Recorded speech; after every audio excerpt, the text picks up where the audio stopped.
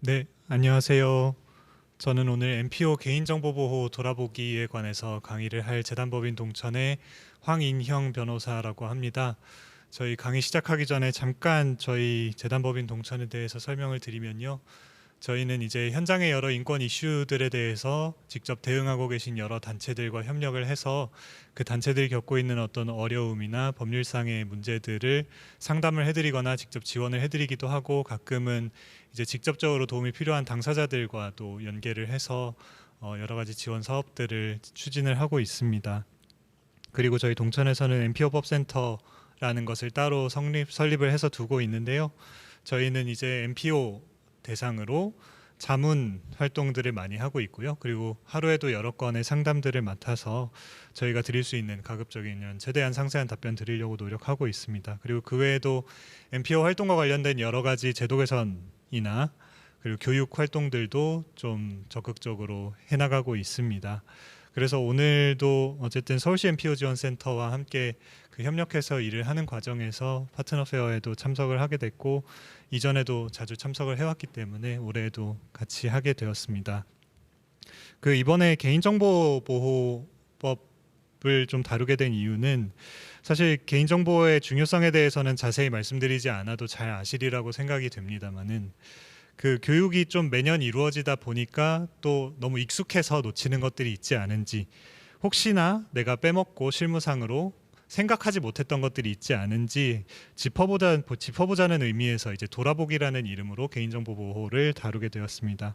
그 개인정보보호법은 다들 잘 아시겠지만은 법령의 내용이 굉장히 복잡해요. 근데 가급적이면은 오늘은 법의 내용을 세세하게 설명을 드리는 것보다는 그 어떻게 적용되어야 하는가에 조금 초점을 두고 말씀을 드리려고 하는데, 잘 들어봐 주시기를 부탁드리겠습니다.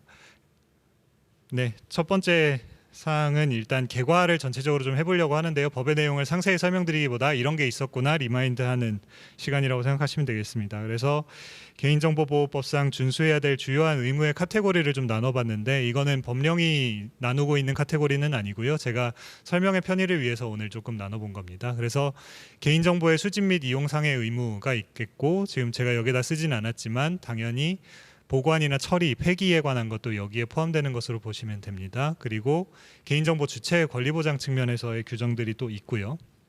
그리고 개인정보를 제3자에게 주는 경우, 그러니까 제공이나 위탁의 경우에는 어떻게 해야 되는지를 따로 규율을 하고 있습니다. 그리고 그 외에 민감정보나 고유식별정보, 개인정보의 한 카테고리죠. 그리고 익명정보도 마찬가지인데, 그것들을 어떻게 처리를 해야 할 것인가에 대해서 또 특별 규정들을 두고 있다는 점, 전체적으로 아마 이 구조는 파악하고 계시리라고 생각을 합니다. 그래서 개인정보의 수집상의 의무를 조금 살펴보면은, 제가 여기다 적진 않았습니다만은 그 법정의 고지사항들을 안내를 해야 되죠. 이게 수입 이용 목적이 나와 있어야 되고, 그리고 수집 항목이 무엇인지, 그리고 보유하는 기간, 이용하는 기간이 어떻게 되는지, 그리고 정보 주체가 그 수집 이용을 거부할 수 있다라는 그 내용을 고지를 해야 되죠. 그리고 이제 필요 최소한의 정보를 수집하도록 정하고 있습니다. 그렇기 때문에 뭐 목적 사업에 필요해서 개인정보를 수집하는 경우에는 그 사업에 필요한 부분만, 예를 들어서 성명, 생년월일, 연락처 정도가 보편적이라고 보는데, 그 개인을 특정하고 또 그 개인에게 연락할 수 있는 정보 정도가 수집되어야 하는 것이 원칙입니다. 그렇기 때문에 부가 서비스 제공을 위한 홍보라든지 마케팅, 부가 서비스 제공, 홍보, 마케팅을 위한 정보는 별도로 이제 수집을 한다는 점에 대해서 동의를 받아야 하고요. 그래서 이렇게 일단 가볍게 개괄을 해보았고, 그 뒤에도 좀 그런 내용이긴 한데요. 그 개인정보를 처리하고 저장하고 관리하고 파기하는 과정들에 대해서도 상세하게 규정을 하고 있는데, 리마인드 차원에서 가볍게 들어주세요. 수집 이용의 목적, 그리고 이용 기간 등에 대해서 개인정보 처리 방법에 관한 고시에 따라서 안내를 해야 됩니다. 이따가 다시 좀 보여드릴 텐데, 그 고시가 정하고 있는 서식이 있기 때문에 그 서식에 맞춰야 되는 것이고요. 그리고 수집 이용의 목적이나 범위는 당연히 준수를 해야 됩니다. 처리에 있어서. 그리고 개인정보 처리 방침을 수립하고 공개하도록 되어 있고요. 그리고 개인정보 보호 책임자도 지정을 해야 되고, 취급자에 대해서는 관리 감독과 정기 교육을 실시하여야 합니다.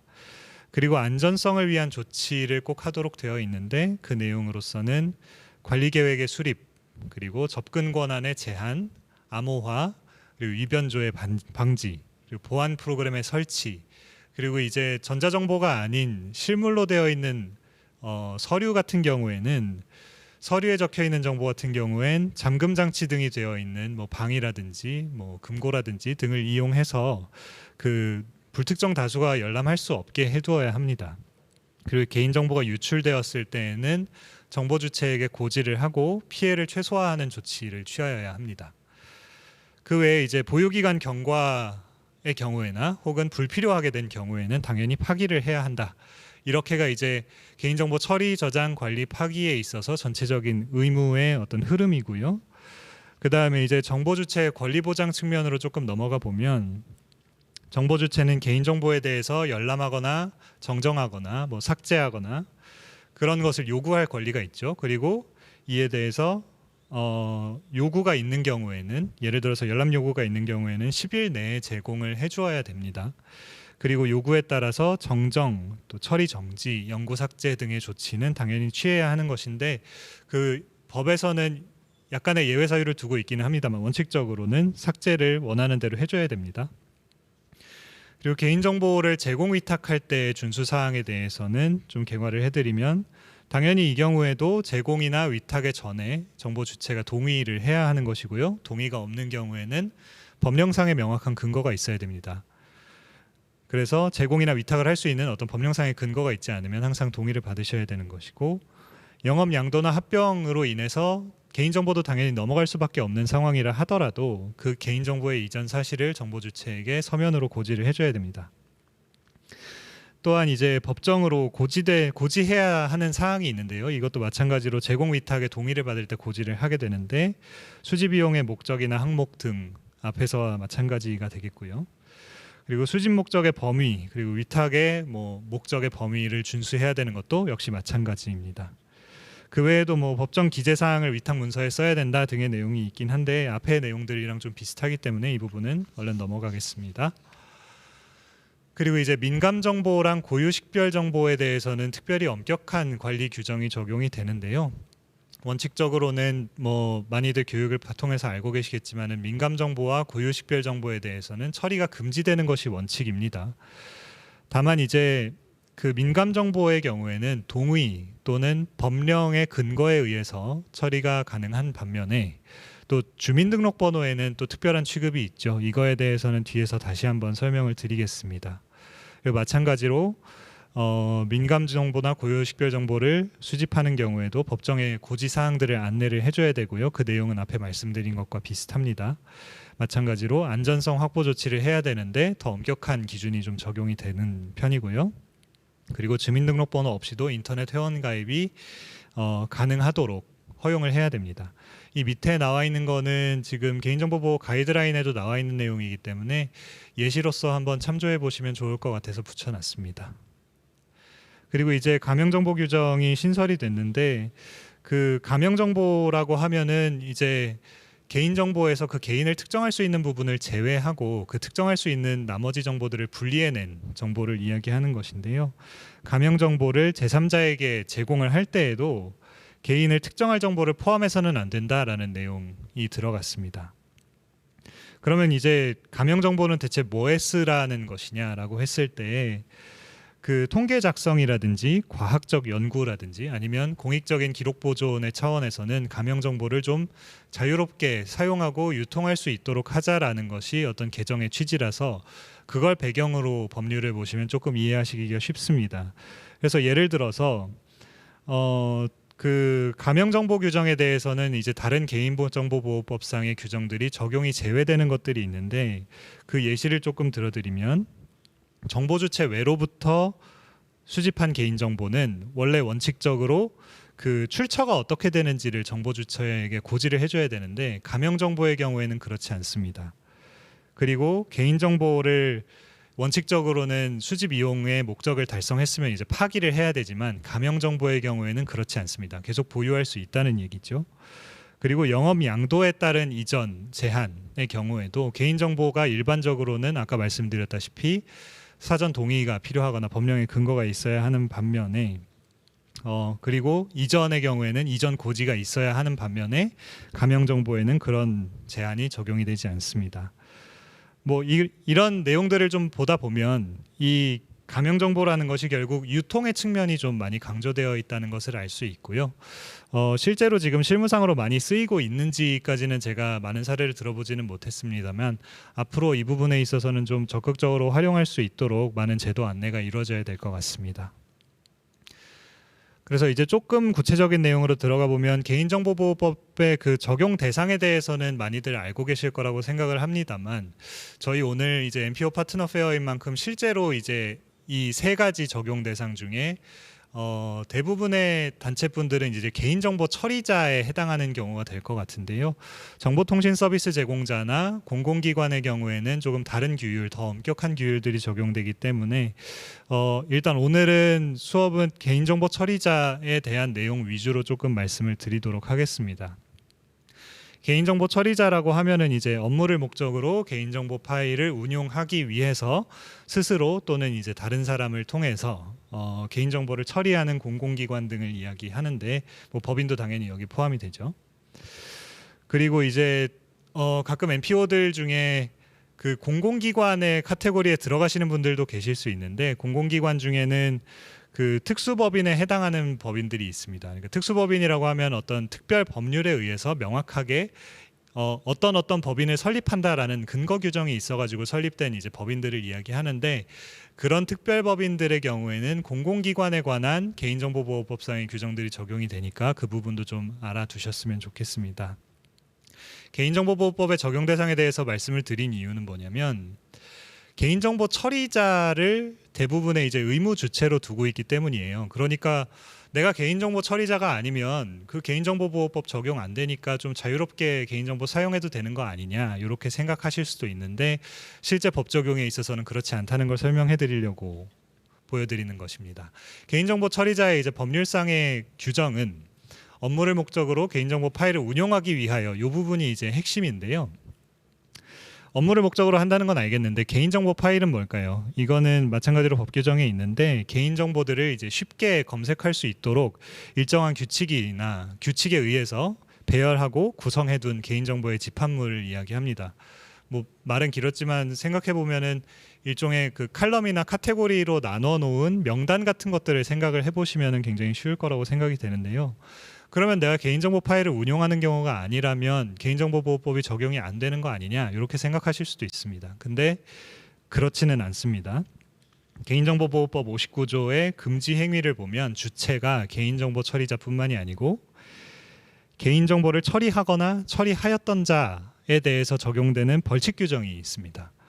그리고 그 제한이 있는데 어떤 의무를 부담을 하게 되냐면 개인정보를 처리하거나 처리하였던 자는 업무상 알게 된 개인정보를 누설해서는 안 되고요.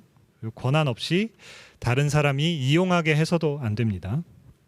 그리고 허용된 권한을 초과해서 개인정보를 유출한다든지 위조한다든지 변경하는 것도 마찬가지로 제한 대상에 해당하기 때문에 반드시 개인정보 처리자가 아니더라도 그런 것을 했던 적이 있는 사람에게도 이런 것이 적용이 되는 것이고요. 그러다 보니까 이제 업무상 처리되는 여러 가지 개인정보들을 컴퓨터에 저장을 하든지 아니면 내가 들어서 알고 있든지 어디 적어놨든지 한 것들이 있을 텐데 그런 것들을 관리함에 있어서도 내가 직접 개인정보를 취급하는 담당자가 아니라 하더라도 조심을 하셔야 되는 겁니다. 그 판례를 밑에다가 번호를 하나 적어드렸는데 이게 어떤 내용이냐면 그 개인정보를 처리하거나 처리하였던 자가 방금 말씀드렸던 것과 같이 실제로 지금 개인정보 처리 파일을 운용하지 않는 사람이라고 하더라도 적용된다라는 것이거든요. 네, 그렇습니다. 그러니까 생각보다 적용 범위가 넓다라고 생각을 하시고 평소 일상생활에 있어서도 좀 염두에 두고 계시는 것이 좋습니다. 개인정보의 개념에 대해서 조금 말씀을 드리면 여기 그림이 좀 되게 제가 인터넷에 픽사베이에서 찾은 그림인데 되게 적절하게 좀 표현을 하고 있어서 제가 붙였는데 일단 살아있는 개인에 관한 정보라는 거는 잘 아실 테지만 이 사람을 특정할 수 있는 정보여야 됩니다. 법률의 규정상으로는 개인을 알아볼 수 있는 정보라고 표현이 되어 있거나 혹은 개인을 알아볼 수 없더라도 다른 정보와 쉽게 결합하여서 알아볼 수 있는 정보면 개인정보에 해당한다고 이야기를 하고 있죠.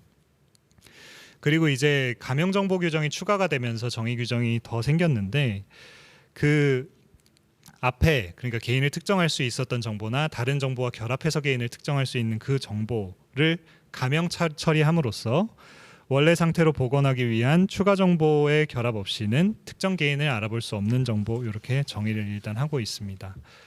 개인정보의 예시나 이런 거에 대해서는 평소에 진행되는 뭐 연례적으로 진행되는 강의에서도 자주 나오기 때문에 제가 그냥 참고차 여기다 붙여놓았고 사실 여기 있는 정보들도 개인정보가 될 수도 있고 아닐 수도 있습니다. 경우에 따라서 굉장히 다르게 봐야 되기 때문에 정말 결국에는 종국적인 판단은 법원에 가서 받아봐야 된다 이런 이야기가 나올 정도로 아무래도 그 실무상으로 그때그때 판단하기 쉽지는 않은 것 같습니다. 그래도 최대한 조심하는 것이 개인정보보호법상으로는 맞고 조금이라도 이 정보가 다른 정보랑 결합이 되어서 개인을 특정할 근거가 될 수 있다면 다 개인정보라고 보시고 조심스럽게 처리하는 것이 필요하겠습니다.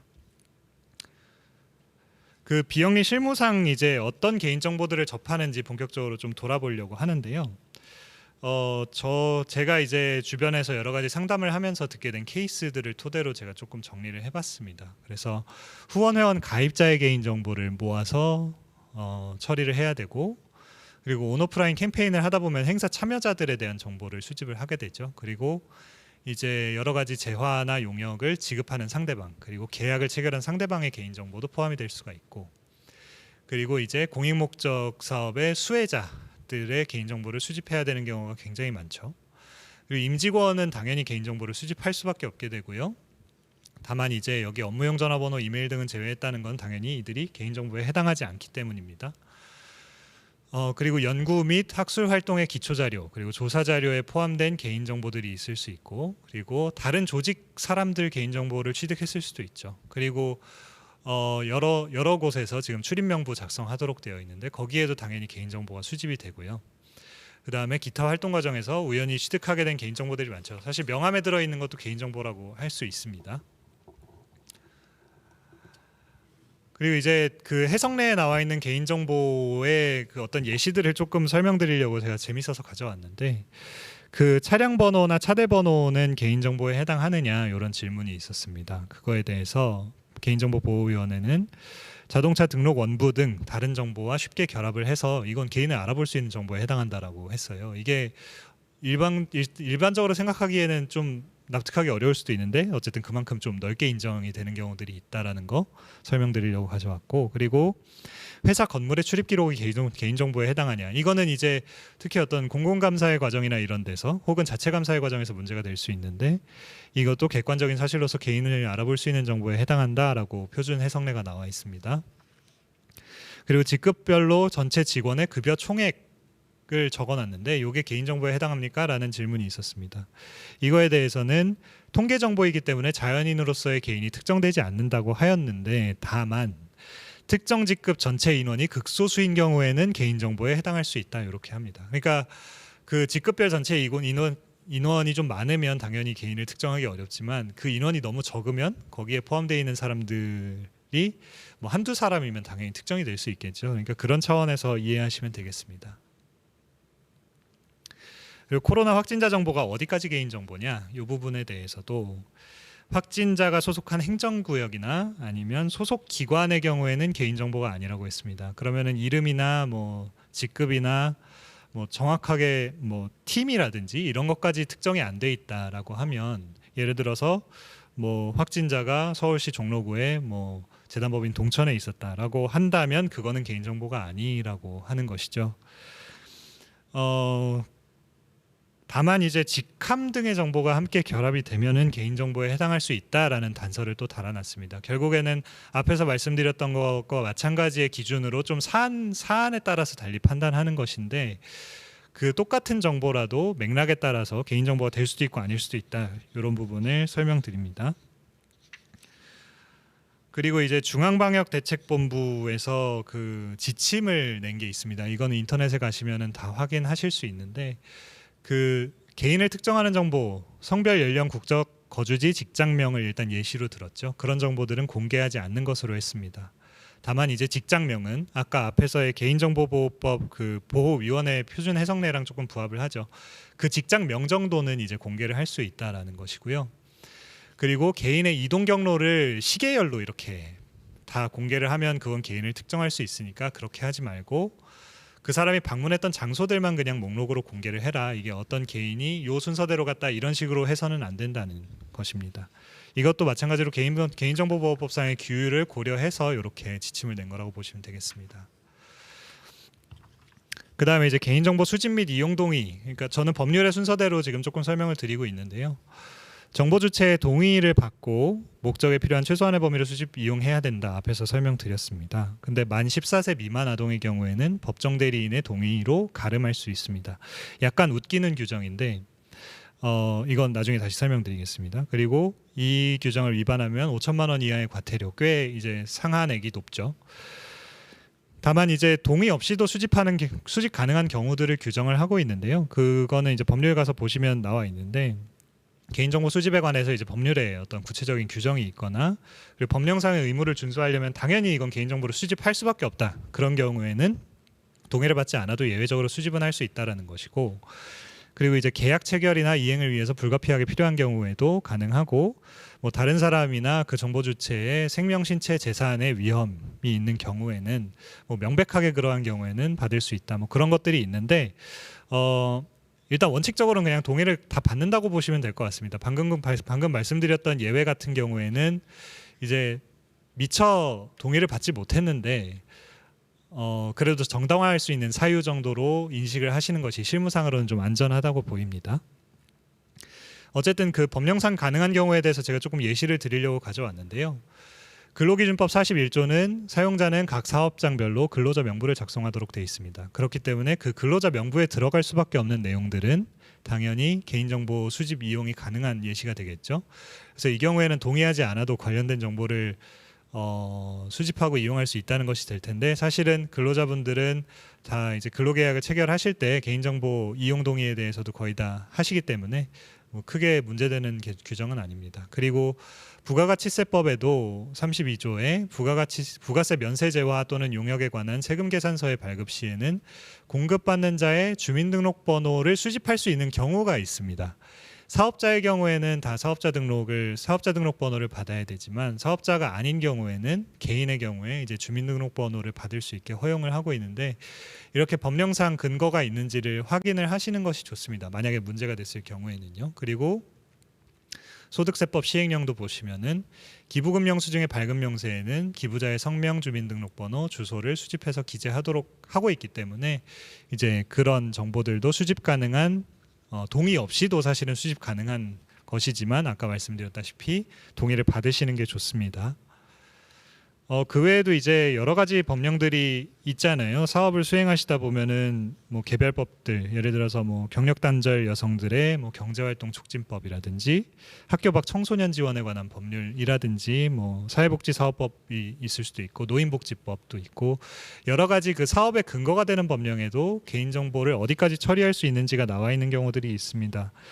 그 직접적으로 나와 있지 않더라도 아까 말씀드렸다시피 법령상의 의무를 수행하기 위해서 수집할 수밖에 없는 개인정보는 동의 없이도 수집 가능하기 때문에 그런 점들을 좀 유의하시고요. 제가 하나 예시를 들어드리면, 예를 들어서 노인복지법 시행령에 보면은 그 독거노인의 지원이라든지 아니면 노인성 질환의 뭐 의료 지원이라든지 경로 우대, 그리고 각종 시설 설치 등의 사무와 관련해서는 이제 개인정보 수집할 수 있다라는 내용들이 있거든요.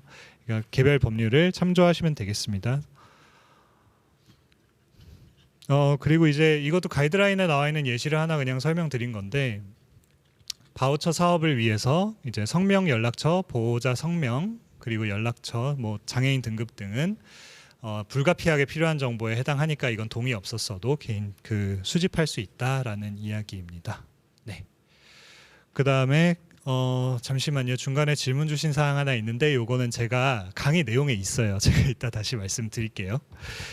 그 동의의 방법에 대해서 좀 설명을 드리면, 이건 잘 아실 거라고 생각해요. 뭐 자세히 설명드릴 건 아니고, 다만 이제 건강 정보나 민감 정보 그리고 광고나 홍보를 위한 정보는 별도의 동의가 필요하다. 요거는 유의를 하시기 바랍니다. 그리고 이제 동의의 방법에 대해서 동의서에 명확히 표시해야 되는 것들이 아까 말씀드렸던 그 고시에 나와 있는 기준인데요. 그 기준과 함께 이제 보시면 되는데요. 그 동의서에 이제 명확하게 표시를 해야 되는 것은 그 아까 앞에서 말씀드렸던 그 홍보 측면에서 정보 주체에서 연락할 수 있다. 이런 부분은 명확하게 표시를 해주셔야 되는 것이고, 민감 정보 그리고 이제 고유식별 번호의 경우에는 동의서에다가 명확하게 표시를 해야 됩니다. 여기에 왜 주민등록번호가 빠져 있느냐면 주민등록번호는 동의가 있어도 법령상의 근거가 없으면 수집할 수 없기 때문인데 이따 다시 말씀드릴게요. 그리고 개인정보를 보유하고 이용하는 기간에 대해서도 명확히 표시를 하셔야 되고, 그리고 개인정보를 제공받는 자가 누군지, 이용 목적이 무엇인지 다 표시하셔야 됩니다. 그리고 밑에는 이제 그 고시가 정하고 있는 서식에 따라서 저도 한번 표현을 해봤는데, 위에 나와 있는 그 명확히 표시해야 되는 사항들은 최소 9포인트 이상, 다른 글씨보다 20% 이상 크게 해야 되고, 이제 색깔이나 밑줄 등을 이용해서 명확하게 표시를 해야 됩니다. 자, 이제 이럴 때까지 수집 비용의 동의를 받아야 되나 하는 사례들을 조금 제가 설명을 드릴게요. 이건 표준 해석례에 참조해서 좀 말씀드리는 건데, 민원 처리를 위해서 다른 직원한테 민원인의 전화번호를 전달하는 것이 가능하냐, 이거에 대해서 당연히 동의를 받으면 가능하죠. 근데 동의를 받지 않은 경우에도 민원인과의 계약 체결 및 이행을 위해서 불가피한 경우였다라는 것이 인정되면 가능합니다. 근데 만약에 진짜 민원인이 어떤 나쁜 마음을 먹고 이거에 대해서 뭐 고발을 제기한다든지 해서 수사를 받는 상황이 되면 이것이 계약 체결과 이행을 위해서 불가피한 경우였는지에 대해서는 제가 보기에는 실질적으로 이제 조사를 받는 사람이 입증을 해야 되는 상황이 발생할 수 있고요. 뭐 수사의 경우에는 이제 그 수사기관의 어떤 일차적인 입증 책임이 있으니까 그거는 뭐 그렇다 치더라도 민사소송에서 뭐 예를 들어서 작은 액수라도 손해배상 청구를 제기한다 그랬을 때에는 그 불가피한 사유에 대해서 어쨌든 저희 쪽에서 항상 이걸 전달한 쪽에서 입증을 해야 되기 때문에 가급적이면 동의를 받으시는 게 좋다. 그러니까 전화하실 때 그냥 가볍게 말씀하시면 되죠. 이 부분에 대해서는 뭐 다른 직원한테 그 전화번호 전달드려도 되겠느냐 이렇게 확인 받으시고, 이제 민원인 전화 같은 경우에는 녹음되시는 경우가 많으니까 그렇게 근거를 남겨두시면 될 것 같습니다.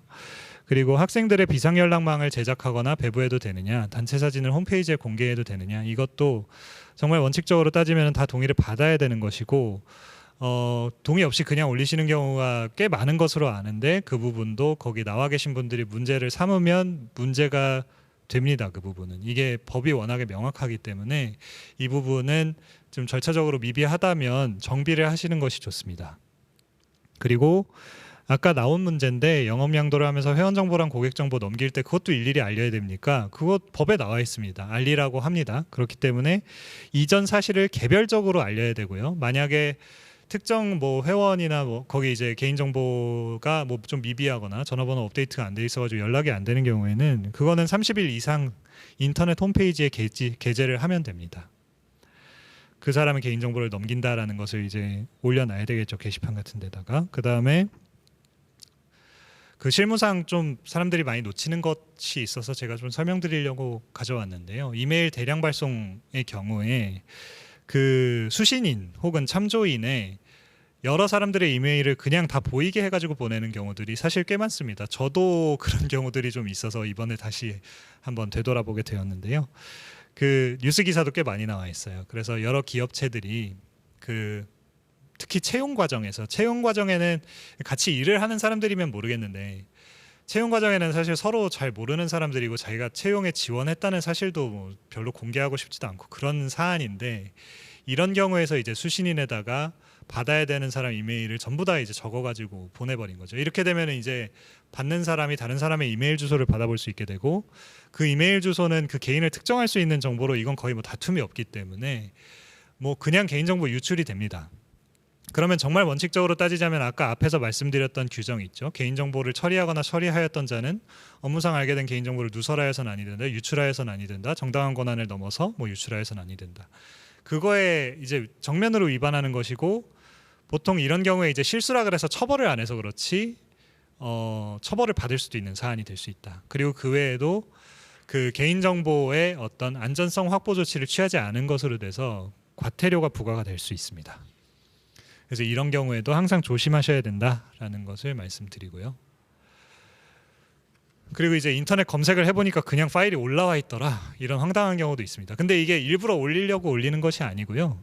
그 홈페이지 관리 업체에서 실수를 하는 경우도 있고, 이제 업로드를 했다가 분명히 우리는 뭐 삭제를 하거나 비공개를 했는데 이상하게 그 온라인 포털에서는 잡히는 경우들이 있습니다. 그렇기 때문에 이거를 1년에 한 번 정도라도 뭐 네이버나 다음이나 뭐 구글이라든지 이런데 좀 직접 좀 검색도 좀 해보시고, 개인정보 이제 담당하시는 분이 계시다면 그런 분들이 1년에 한 번 정도는 좀 점검해 보시고, 그거에 대해서 좀 포털마다 이제 그 게재를 멈춰달라고 요청하는 절차들이 있거든요. 고객센터를 통해서 진행을 하시거나 뭐 캐시 삭제를 요청을 하신다거나 그런 절차들이 있기 때문에 그런 거 좀 안내받아서 진행을 하시는 게 좋다고 생각이 됩니다.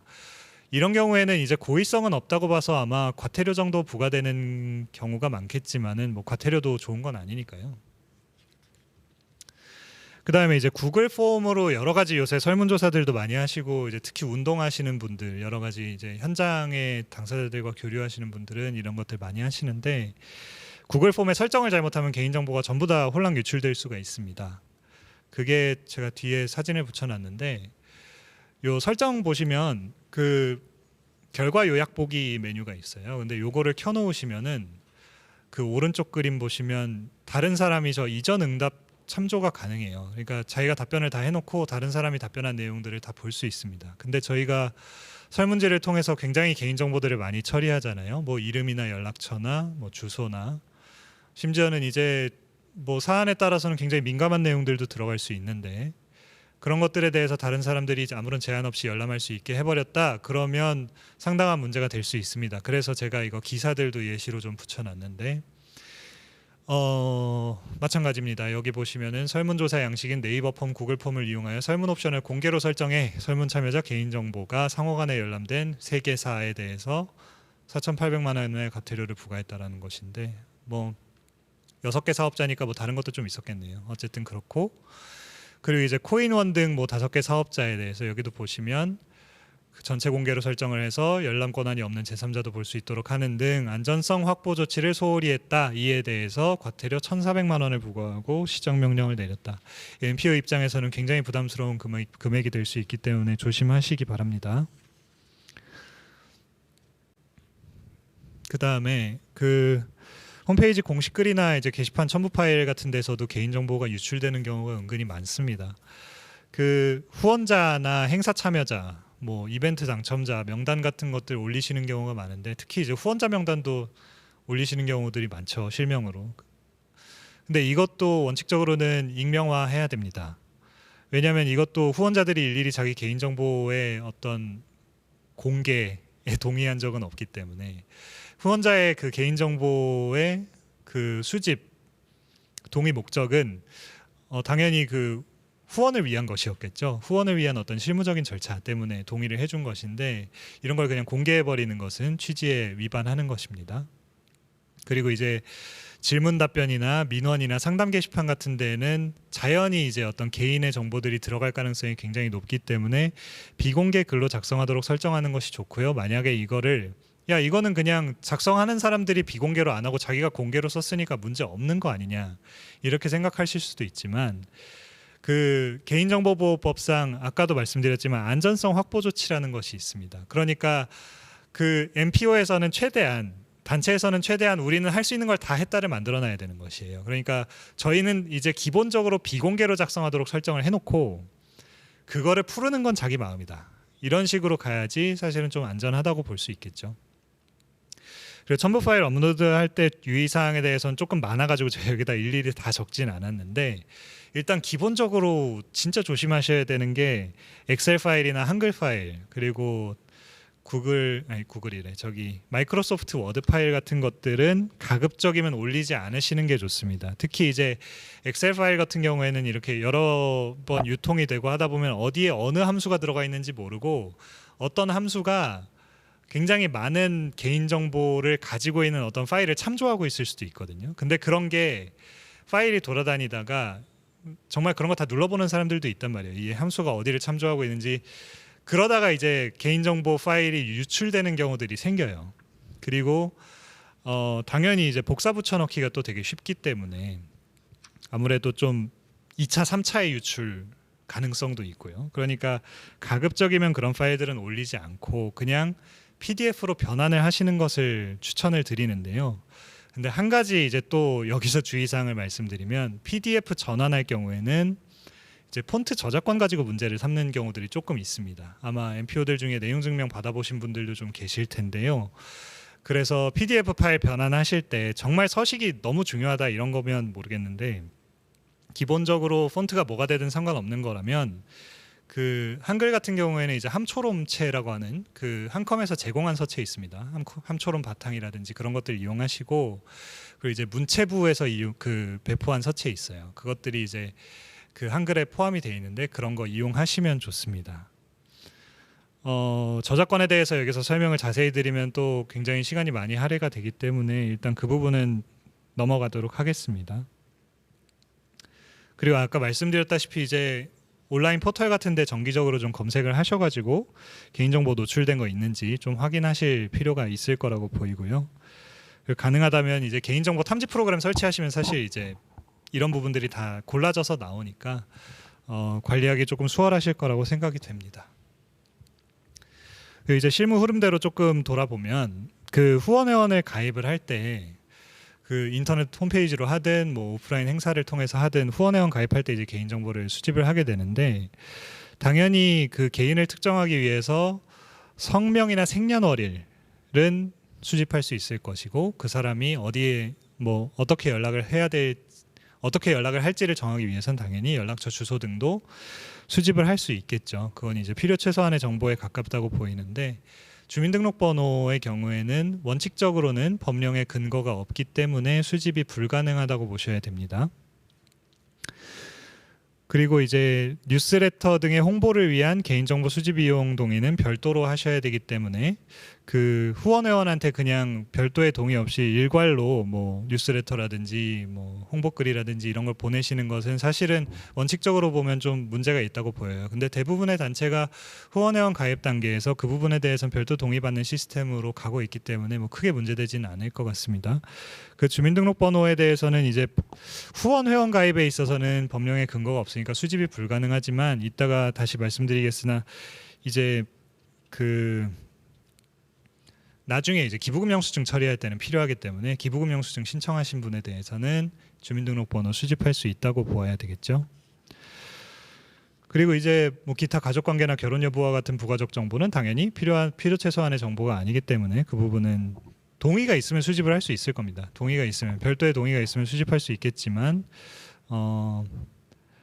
네, 그렇습니다. 그리고 분쟁 발생 시에 필요 최소한이었는지 여부는 아까 말씀드렸다시피 단체에서 개인정보 처리자가 입증을 해야 되기 때문에 가급적이면 수집하지 않는 것을 권해드립니다. 후원금 CMS 신청을 할 때는 이제 인터넷에 금융결제원 CMS 출금이체 신청서 검색하시면 거기 나오는 이제 란에 포함시켜야 되는 개인정보들은 대체로는 수집 가능한 개인정보라고 보셔도 괜찮을 것 같은데요. 예를 들어서 이제 출금계좌 예금주명, 뭐 예금주 성년월일, 사업자의 경우에는 등록번호, 그리고 출금계좌번호, 금융기관명, 예금주 연락처 이런 것들은 괜찮다고 할 것이고 만약에 이제 실제로 출금되는 사람이랑 신청인이 별도로 있는 경우에는 신청인명, 예금주와의 관계, 연락처 정도는 수집하는 것이 필요 최소한에 가깝다고 보입니다. 주민등록번호는 아까 말씀드린 것과 같습니다. 자, 그러면 후원 회원 정보랑 CMS 관리 정보를 관리를 어떻게 해야 되느냐? 안전성 확보 조치를 해야 됩니다. 그건 아까 말씀드렸다시피 이제 내부 계획 수립하고 접근 통제 설정하고 권한 관리 해야 되고 암호화 등 해야 되는데 이제 암호화를 대체 어디까지 해야 되느냐 좀 혼란스러워하시는 분들이 계신 것 같아요. 그 지금 여기 써 있는데 그 개인정보의 안전성 확보 조치 기준이라는 것이 있습니다. 거기 보시면은 그 고유 식별 정보 그리고 비밀번호 그리고 바이오 정보를 송신하거나 전달하거나 저장하는 경우에는 암호화해야 된다고 되어 있거든요. 그러니까 기본적으로 고유 식별번호, 비밀번호, 바이오 정보는 암호화해야 된다 이렇게 인식하고 계시면 될 것 같습니다.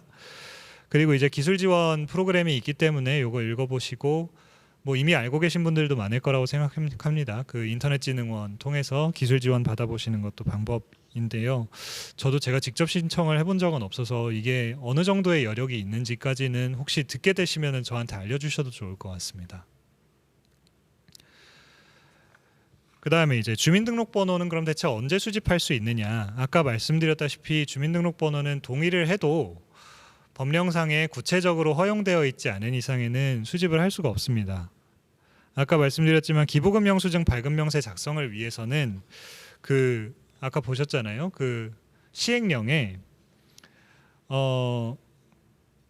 이제 개인정보들을 어디까지 수집할 수 있는지 이제 기준이 되는 내용들이 나와 있습니다. 그 기부금 영수증을 그러면 요청하지 않는 기부자한테서 주민등록번호를 수집할 수 있느냐? 그건 불가능하다고 봐야 되겠죠. 그 다음에 이제 그 부가세 면세 용역 제공할 때 아까 보셨잖아요. 그 세금 계산서 발행할 때에는 그 사업자 아닌 경우에는 개인 주민등록번호도 수집할 수 있다. 그거 아까 하나 말씀드렸고, 그 외에도 이제 외부 강사 쓰시거나 아니면은 자문 쓰시거나 하셨을 때 그 수당 지급하잖아요. 그거에 대해서 이제 그 원천징수 처리할 때에는 이제 수집을 할 필요가 있겠죠. 그리고 네, 일단 그 정도 예시를 말씀드릴 수 있을 것 같고, 그 계약 체결을 할 때에도 주민번호를 수집하시는 분들이 많죠. 근데 그 계약 체결에 대해서는 계약 체결 및 그로부터 수반하는 사무의 처리에 있어서 개인정보, 그러니까 주민등록번호의 수집이 필수 불가결한 경우에만 수집할 수 있다라고 행안부 가이드라인이 2014년에 이제 얘기를 한 적이 있는데 굉장히 막연하죠. 요거에 대해서는 기본적으로는 근데 계약을 하려면 당연히 상대방이 누군지 그 사람한테 어떻게 연락을 해야 될지는 특정을 해야 되니까 성명, 생년월일, 연락처는 당연히 수집할 수 있을 거라고 봐야 될 것인데, 주민등록번호는 그러면 언제 할 수 있는 거냐? 그 안전행정부 질의회신 중에는 부동산 계약의 경우에는 가능하다라고 명확하게 얘기를 한 게 있어요. 왜냐하면 부동산 계약의 경우에는 그 이후에 후속 사무 중에 부동산 거래 신고도 해야 되고 뭐 등기도 해야 되고 확정일자도 받아야 되고 등등의 업무들이 수반이 되기 때문에 그 과정에서는 이제 계약 상대방의 주민등록번호가 필요할 수밖에 없고, 그렇다면 당연히 계약을 할 때에도 주민등록번호를 수집할 수 있다고 보아야 한다, 이렇게 해석을 한 경우가 있고요. 그리고 대표적으로 아까도 말씀드렸지만 근로계약의 경우에는 근로계약 체결 시에 이제 개인정보 중에 또 주민번호까지 수집할 수 있다고 보셔야 될 것 같습니다. 예, 바로 다음에 나오죠. 그래서 그 직원 채용할 때 주민등록번호를 언제쯤부터 수집할 수 있느냐, 이런 의문이 있을 수 있는데요. 입사 지원을 받는 단계에서는 주민등록번호를 수집할 수 있는 법령상의 근거가 없습니다. 그렇기 때문에 처음에 이력서에다가 주민등록번호 쓰게 해서 제출하도록 하는 것은 사실 위법한 주민등록번호의 수집이기 때문에 제재가 될 수 있습니다. 보통은 문제가 되지 않아서 그렇지. 그러면은 그 아까와 마찬가지로 지원자가 누구인지 그 사람한테 어떻게 연락을 할 수 있을지를 파악을 해야 되니까 당연히 성명, 연락처, 뭐 주소 정도는 수집을 할 수 있다고 봐야 되겠죠. 그리고 이제 직무 수행 능력을 당연히 평가를 해야 되니까 뭐 학력이라든지 자격이라든지 아니면 그 외에 뭐 성적 같은 것도 뭐 요구는 할 수는 있을 것 같다는 생각이 듭니다만은, 그 어떻든 간에 주민등록번호에 대해서는 근거가 없는 거예요. 그러면 대체 언제부터 주민등록번호를 수집할 수 있느냐? 채용이 확정돼서 근로계약을 쓸 때 이제 수집을 하시면 됩니다. 근로기준법에 따라서 당연히 임금대장도 써야 되고요. 그리고 소득세법상으로 이제 원천징수도 해야 되고 하다 보니까 그런 경우에는 주민등록번호가 당연히 처리될 수밖에 없기 때문에 그때부터 허용된다고 보아야 됩니다. 그다음에 직원 채용할 때 범죄 전력을 확인을 하고 싶은데 이거 동의받으면 그냥 확인할 수 있는 거 아니냐, 이런 것도 있는데, 일반적으로 비영리법인은 범죄 경력 자료를 취득할 권한이 없습니다. 이게 그럼 권한이 있는 데도 있다는 얘기냐? 있는 데도 있어요. 예를 들어서 아동복지시설이라든지 청소년 지원시설, 그리고 성매매 피해 상담소 등 아동 청소년 관련 기관, 장애인 관련 기관, 그리고 사회복지시설 같은 경우에는 이제 그 직원들 범죄 경력 자료도 요구해서 받을 수가 있거든요. 이건 각 개별법에 나와 있습니다. 근데 이제 그런 법이 적용되지 않는 일반적인 뭐 비영리법인이나 뭐 사회적 협동조합 이런 것들은 그런 규정이 적용이 안 돼요. 그렇기 때문에 조회를 임의로 할 수도 없고 그런 정보를 임의로 동의받아서 수집해서 이제 보관하고 이런 것도 불가능합니다. 그러면 대체 어떻게 해야 되냐? 우리는 그러면은 범죄 전력도 확인 못하고 무조건 채용해야 된다는 얘기냐? 일단은 계약을 체결하실 때, 근로계약 체결하실 때 범죄 전력 없음을 확인을 하고 사실과 다를 경우에는 채용을 취소할 수 있다라는 내용의 사실 확인서 같은 거는 꼭 받아 놓으시는 것이 일단은 필요하다고 보입니다. 근데 일단은 권한이 없는 건 사실이에요. 어쩔 수가 없습니다.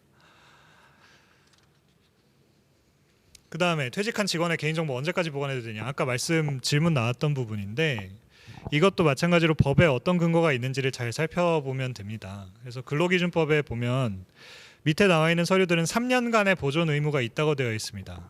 퇴직하고 나서 그러면 3년이 지나가면 이 밑에 있는 근로계약서라든지 아니면 임금대장이라든지 뭐 임금 계산의 기초에 관한 서류, 고용예고 퇴직에 관한 서류, 뭐 휴가에 관한 서류 등등등등 여기 이제 뭐 여러 가지 나와 있는데 뭐 선택적 근로시간제 등등을 시행했으면 이제 그거랑 관련된 서류 그리고 이제 뭐 연소자의 증명에 관한 서류도 있는데 그건 잘 문제가 안 되겠군요. 일단은 이런 서류들은 3년간의 보존 의무가 있기 때문에 그 말은 3년이 지나면 폐기를 해야 되는 겁니다. 왜냐하면은 근로계약은 이미 종결이 되었고 더 이상 이것을 보관하고 있을 의무는 없는데, 그러니까 목적은 이미 다 달성을 했는데 법 때문에 가지고 있었던 거거든요. 그러면 그 기간이 지나면 폐기를 하는 것이 맞습니다. 그래서 그 이후에 만약에 경력과 관련해서 뭔가 자료를 요구한다든지 하면 뭐 가지고 계시면은 또 관계가 원만하시면 뭐 주실 수도 있지만 기본적으로는 저 기간이 지나면 폐기하는 게 원칙이라고 보셔야 되고 오히려 폐기하지 않고 가지고 있으면 개인정보보호법 위반이 될 수 있는 거예요. 왜냐하면 폐기의 경우에는 그 보존 기간이 지나거나 목적을 달성하면 폐기하도록 되어 있기 때문에 네 그렇습니다. 3년입니다. 그리고 이제 서명운동이나 뭐 행사참여 방명록 그리고 이제 요새 출입명부 같은 거 작성됐을 때 어떻게 관리해야 되냐? 전자문서의 경우에는 그 앞에 말씀드렸던 그 여러 가지 안전성 확보 조치들 있잖아요. 최대한 그 접근 권한을 좀 제한을 하고 그 권한자를 좀 통일을 하고 제한을 하는 그런 조치를 취해야 되고 실물 문서의 경우에는 정말 원칙적으로 따지면 잠금 장치가 있는 장소에 보관을 해야 됩니다. 그렇기 때문에 사실 코로나 명부도 그냥 계속 방치를 해놓으면 안 되는 것이 법률상으로는 맞는데 그게 참 현실적으로 쉽지는 않죠. 그래도 가급적이면은 좀 이렇게 캐비넷이라도 잠금 장치 있는 거 두셔가지고 거기다가 넣어 놓으시는 게 맞다고 보입니다. 그리고 보존 기간에 대해서는 따로 법령에 이거는 정함이 없기 때문에 수집 목적을 달성하셨으면 즉시 파기하는 것이 맞습니다. 다만 이제 다시 한번 말씀을 드리겠지만 민사나 형사 분쟁이 있는 경우가 있을 수 있잖아요. 민사상 청구권이나 형사 책임의 근거가 되는 경우에는 예외가 있을 수 있습니다. 그리고 이제 그 행사를 진행하면서 촬영된 사진들을 어떻게 이용해야 되느냐, 요거 앞에서 말씀드린 그 단체 사진이랑 똑같아요. 그래서 동의를 얻으셔야 되는 거고 동의를 못 얻으셨으면 모자이크 처리 꼭 하셔야 됩니다. 개인정보에 해당합니다. 초상권 침해도 문제이지만 개인정보이기도 합니다. 그리고 이제 그 퇴직한 직원 개인정보 아까 말씀드렸죠? 3년. 근데 이제 한 가지 더 있어요. 이게 조금 5년인가 싶은 부분이 약간 있는데 그 국세기본법 85조의 3을 보면 납세 관련 정보는 신고기한이 지난 날로부터 5년간 보관하여야 한다라는 것이 있어요. 근데 그러면 납세랑 관련된 부분, 원천징수랑 관련된 부분 있잖아요. 그 부분은 임금대장이랑 같이 연계를 해가지고 5년 동안 보존해야 된다고 볼 여지가 있습니다. 그래서 그 부분은 5년이 지났더라도 아직 개인정보보호법 위반이다라고 볼 수는 없을 것 같아요. 그때까지 보관을 한다고 하더라도. 그래서 어떤 그 임금대장의 내용을 보고 싶다라고 하면 5년이 지났을 때까지는 그래도 제공을 해주는 게 맞지 않나라는 생각이 듭니다. 임금이랑 관련된 부분입니다. 그 외에도 이제 사용증명의 청구 자체는 사용증명의 청구 자체는 퇴직 후 3년까지 가능하다는 근로기준법상의 규정도 있기 때문에 아예 사용증명서를 주세요 이런 경우에는 3년 지났으니까 드리기가 어렵다. 그 근거 서류들도 이미 3년간의 보관기관이 경과를 해서 다 폐기했다 이렇게 말씀을 드리면 좋을 것 같습니다. 그리고 이제 보관 목적 외로 당연히 퇴직 직원 개인정보 이용하셔서는 안 되겠죠. 뭐 이런 분들도 조금 보기는 했습니다만은 조심하셔야 됩니다. 그리고 이제 그 외 보관기관이 정해져 있는 게 있느냐?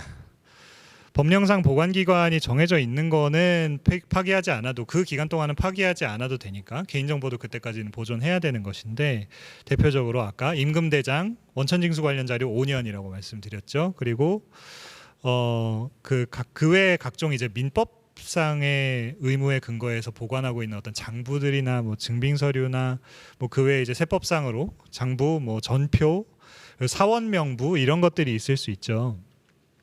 그런 것들은 좀 기준이 뒤에 나와 있으니까 다시 한번 설명을 드릴 거고 아까 말씀드렸지만 그 어떤 민형사상의 책임이 문제될 수 있는 어떤 서류들 중요 서류들 있잖아요. 그런 서류들은 특히 이제 계약 관련된 서류들은 그 계약상의 청구권이 유효하게 존속하는 한 보관할 수 있다고 보아야 될 것 같습니다. 그래서 그 일반적인 채권의 소멸시효는 10년이고 그 단기 소멸시효가 적용되는 채권들이 또 따로 있으니까 그런 것들은 민법 규정 보시면 나와 있고요. 그래서 여기 제가 조금 정리해드렸습니다. 그리고 이제 비영리법인의 보관 서류 및 보존 기간에 관해서 이제 규정들이 이제 정리된 내용이 그 업무 편람에 나와 있는데 요거 보시면은 여기에 나와 있는 문서들은 거기에 포함되어 있는 개인정보는 이 기간 동안 보관이 가능하겠구나 그렇게 생각하시면 되고요. 이제 시간이 다 돼서 간단하게만 마지막 설명드리고 끝낼게요. 사업 수혜자 개인정보 어디까지 수집해야 되냐? 요거 결론적으로 말씀드리면 뭐 성명단체 당연히 뭐 다 써야 되고 주민등록번호까지 수집을 할 수 있다고 봐야 됩니다. 왜냐하면 결산서류 공시의무 규정에 따라서 법정서식을 사용하니까 그 법정서식에는 또 주민등록번호까지 쓰게 돼 있거든요. 그러면은 이제 할 수는 있는데 과연 이게 타당한 것이냐? 그거에 대해서는 조금 의문은 있습니다. 그게 공시서식인데 물론 뭐 별표 처리한다고는 하지만 주민등록번호까지 수집해가지고 공개하게 하는 것이 맞느냐? 좀 의문이 있고요. 그 이제 마지막 하나만 설명드리면 그 이제 14세 미만 아동의 경우에 그 동의는 부모가 할 수 있는데 그 아까 말씀드렸던 고지 사항들은 아동한테 알려줘야 됩니다. 그건 정보 주체에게 알려야 되는 사항이기 때문에요. 그리고 이제 그 밑에 개인정보 공공감사 등의 과정에서 전달할 수 있느냐 요거는 개인정보보호위원회에서 감사와 관계없는 정보는 처리할 수 없으며 감사 대상 이외의 정보 주체의 사생활 침해를 최소화하여야 한다라고 의결한 사실이 있습니다. 그래서 그 부분에 대해서 나중에 감사 진행하면서 너무 많은 개인정보 요구하는 것 같다 싶을 때 보호위원회에서 이런 결정이 있었다 말씀하시기 바랍니다. 네, 이상 마치겠습니다.